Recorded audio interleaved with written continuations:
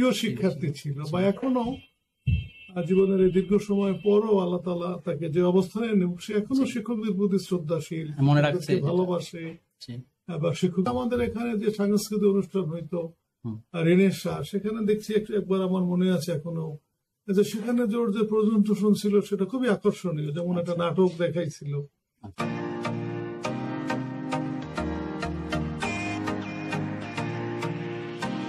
বকর সিদ্দিক আমার মাথার তাজ, আমার আইকন। হুজুরকে আমি সবসময় শ্রদ্ধা করি। হুজুর আমাকে নিজের ছেলে। ভিউয়ার্স, আমি এখন দারুন নাজাত সিদ্দিকিয়া কামিল মাদ্রাসার সম্মানিত অধ্যক্ষ, যারই হাতে আমাদের ইসলামিক জনপ্রিয় বক্তা মিজানুর রহমান আজহারির হাতে করি পড়াশোনা, তার সাথে কথা বলবো। আসসালামু আলাইকুম। ওয়ালাইকুম আসসালাম ওয়া রাহমাতুল্লাহ। হুজুর, আপনার নাম? আবু বকর সিদ্দিক। আপনি তো এই মাদ্রাসার অধ্যক্ষ। জি। আমাদের জনপ্রিয় ইসলামিক বক্তা মিজানুর রহমান আজহারি তো এই মাদ্রাসারই ছাত্র ছিলেন। জি। এবং আপনার ছাত্র ছিলেন। আমি বিভিন্ন ইন্টারভিউতে হুজুর আপনার নাম উল্লেখ করছে। প্রিয় ছাত্র ছিল। হুজুর সম্বন্ধে একটু যদি দু চারটা কথা বলতেন। মিজানুর রহমান আজহারি আমাদের এখানে সপ্তম শ্রেণী থেকে ফাজিল পর্যন্ত পড়াশোনা করে। সম্ভবত 2000 সন থেকে 2007 পর্যন্ত এখানে পড়াশোনা করে।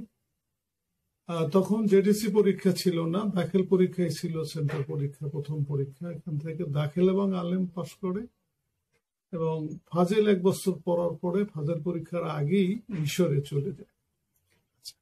দীর্ঘ সময় আমাদের এখানে ছিল ছাত্র হিসাবে, সবসময় সে আখলাকি ছাত্র ছিল এবং মেধাবী ছাত্র ছিল।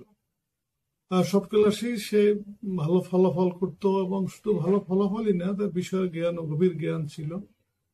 এবং সবচেয়ে তার আকর্ষণীয় ছিল তার ব্যক্তিত্ব সম্পন্ন ছেলে ছিল। তার আচরণ দৃষ্টিভঙ্গি খুবই সুন্দর ছিল। শুধু আমিই না, বরং সকল শিক্ষকের কাছে সে খুব প্রিয় শিক্ষার্থী ছিল বা এখনো জীবনের এই দীর্ঘ সময় পরও আল্লাহ তাআলা তাকে যে অবস্থানে সে এখনো শিক্ষকদের প্রতি শ্রদ্ধাশীল, মনে রাখছে, ভালোবাসে। বা শিক্ষকদের জন্য সে দোয়া করে। এবং এখানে থাকাকালীন সময় মিজানুর রহমানের আচরণে কেউ বিরক্তি বা কেউ কষ্ট পাইছে বলে আমি মনে করি না। আমার এই রুমের পাশে এখানে একটা টিনের ঘর ছিল, এই পূর্ব পাশে। এখানে দীর্ঘদিন আবাসিক ছাত্র হিসেবে থাকতো। সকাল সন্ধ্যা সবসময় আমার সাথে দেখা সাক্ষাৎ হতো এবং আমাদের কাছে আসতেন, বিভিন্ন সময় কথা বলতেন। ওর বিনয়, পড়ার মনোযোগ, টিচারদের প্রতি তার শ্রদ্ধাপূর্ণ তার আচরণ বা অন্যান্য সহপাঠীদের সাথেও তার সুন্দর আচরণ, এটা খুবই আকর্ষণীয় ছিল। এবং এই দীর্ঘ সময় কখনোই মাদ্রাসার নিয়ম শৃঙ্খলা বা আমাদের কাছে অপছন্দনীয় আচরণ তার কাছ থেকে পরিলক্ষিত হয়নি। শুধু লেখাপড়াই না, বরং তার অন্যান্য যে সহপাঠ্যক্রমেও তার যথেষ্ট দক্ষতা ছিল। আবৃত্তি, তিলাওয়াত, সৃজনশীল ছিল। এমনকি আমাদের এখানে যে সাংস্কৃতিক অনুষ্ঠান হইতো রেনেসা, সেখানে দেখছি একবার আমার মনে আছে এখনো যে সেখানে যে প্রেজেন্টেশন ছিল সেটা খুবই আকর্ষণীয়, যেমন একটা নাটক দেখাইছিল, রিস্কাওয়ালার ভূমিকা পালন করছিল। সবগুলোই মানবিক একটা, আমার কাছে মনে হয়েছে যেন আল্লাহ তাআলা ওরে বহু গুণ দিয়েই সৃষ্টি করেছে, এরকম মনে হয়েছে ছাত্র জীবনেই আমাদের। এবং আমরা এখনো খুব আল্লাহ পাকের শুকরিয়া আদায় করি ওর জন্য, বা নিজেরা গর্ববোধ করি, আনন্দ অনুভব করি ওর এই সফলতা। এবং আমরা সবাই দোয়া করি সবসময় ওর জন্য যেন আল্লাহ তাআলাকে আরো বড় করে, আরো বড় খেদমত করার আল্লাহ তাআলা তৌফিক দান করে এবং সমস্ত বিপদ আপদ মুসিবত থেকে যেন আল্লাহ তাআলা হেফাজত করে। এই দোয়া আমরা সবসময় করি এবং একান্ত ভাবেই করি, একান্ত সময় আমরা করি। এটাই মূলত ওর সম্পর্কে আমাদের। আচ্ছা, আরেকটা জিনিস আমার জানা ছিল যে এই মাদ্রাসাটা কোন সালে শুরু হয় কার্যক্রম? না, আমাদের মাদ্রাসা মূলত 1990-তে শুরু হয় কার্যক্রম। 90-তে কার্যক্রম শুরু হয়। বর্তমানে তো এটা কামেল পর্যায়ে উন্নত, সব কামেলের সব বিভাগ এখানে আছে, 5টি বিষয় অনার্স আছে। তারপরে কামেল পর্যায়ে 4 বিষয় এখানে আছে এবং ছাত্র সংখ্যা দেশের অধিক উল্লেখ সংখ্যক ছাত্র যেসব মাদ্রাসা আছে তার ভিতরে আমাদের মাদ্রাসা অন্যতম। শিক্ষক সংখ্যা কতজন? শিক্ষক সংখ্যা সব মিলিয়ে এবার 200-র মতো আমাদের, সব ব্রাঞ্চ মিলিয়ে। আর মাদ্রাসা বোর্ডের যে পরীক্ষাগুলোতে এটা কততম? আমাদের প্রায় সময় এখন তো ওইভাবে শীর্ষ বোর্ড ঘোষণা দেয় না, কিন্তু দাখিল আলেমের যে মাদ্রাসা বোর্ডের ফলাফল সেখানে আমরা শীর্ষ পর্যায়ে থাকি। 1-2 এর মধ্যেই আমরা সবসময় থাকি। বা আমাদের শিক্ষার্থীরা বিভিন্ন অঙ্গনে, যেমন মিজানুর রহমান আজহারী এক অঙ্গনে আল্লাহ তাআলা তাকে প্রতিষ্ঠিত করেছেন, বিভিন্ন অঙ্গনে প্রশাসনে প্রতিষ্ঠিত। এটা আল্লাহ গর্বের, আপনাদেরও গর্বের, আপনাদের ছাত্ররা যখন পুরো বিশ্বে যখন এরা সমর্থিত হয়। অবশ্যই। আর এই মাদ্রাসাটার কি মানে সব মানে আবাসিক অনাবাসিক সবটাই ব্যবস্থা সবটাই আছে, আবাসিক অনাবাসিক সবই এখানে আছে। মিজান এখানে আবাসিক ছাত্র ছিল। ওনার বাসা তো কাছাকাছি, বাসা যদিও কোনাপাড়া, কিন্তু ওর আব্বা পড়াশোনা বা শিক্ষকদের সান্নিধ্যে থাকার জন্য এখানেই রাখতো। ওর আব্বা অনেক কষ্ট করতো, প্রায় দিনই ওর আব্বা বাসা থেকে আসতো খোঁজ খবর নিতে।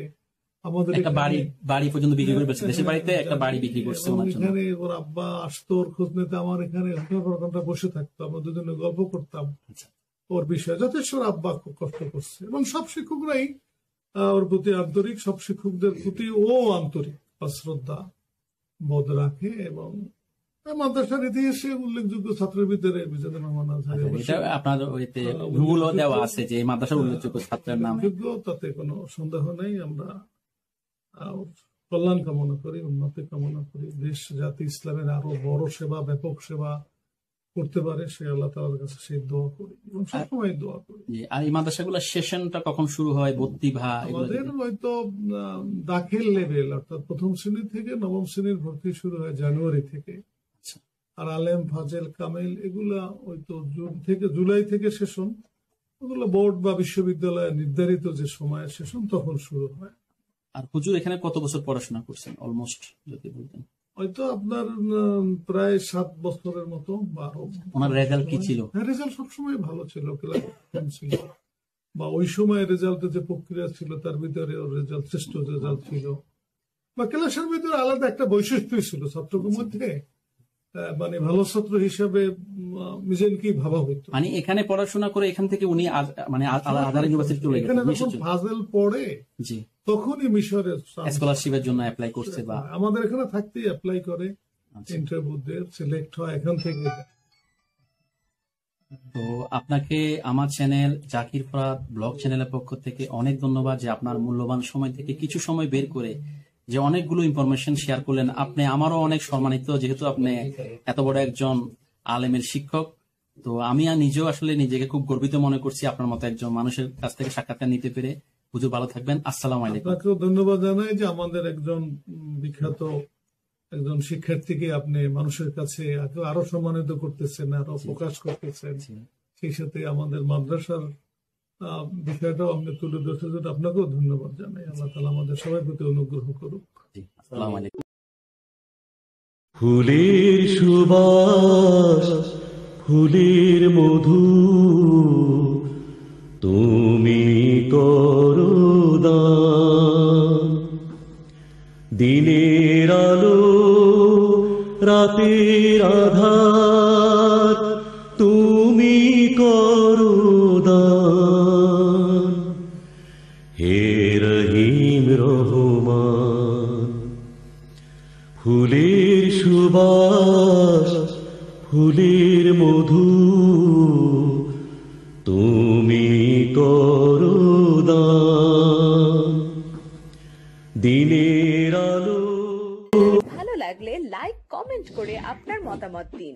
সাথে থাকার জন্য সাবস্ক্রাইব করুন এবং বেল বাটনটিতে ক্লিক করুন।